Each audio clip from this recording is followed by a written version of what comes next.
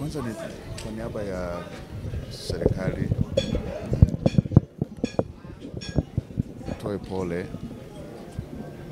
nazo Mheshimiwa Rais, Mheshimiwa Makamu wa Rais pamoja na serikali kwa ujumla umetoa kwa familia,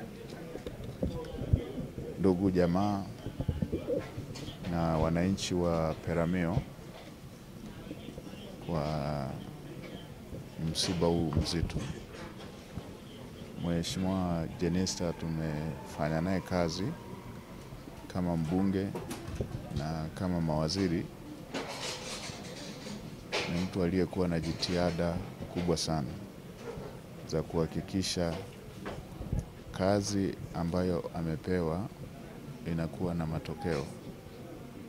Kwa kipindi alikuwa mnadhimu mkuu wa serikali bungeni, na ndio nikiwa waziri wa fedha.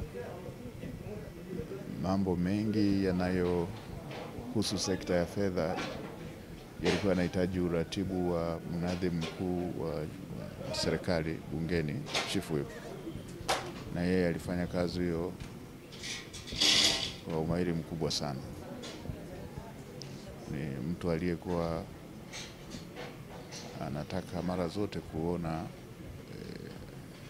anatimiza wajibu kikamilifu na kupata matokeo ya kazi anayofanya. Tumeshtushwa sana na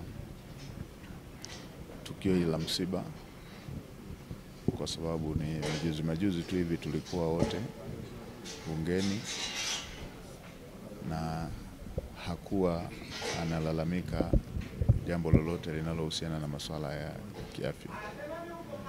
Kwa hiyo tunamwachia Mungu. Yeye alitoa na sasa ametoa, jina lake lihimidiwe.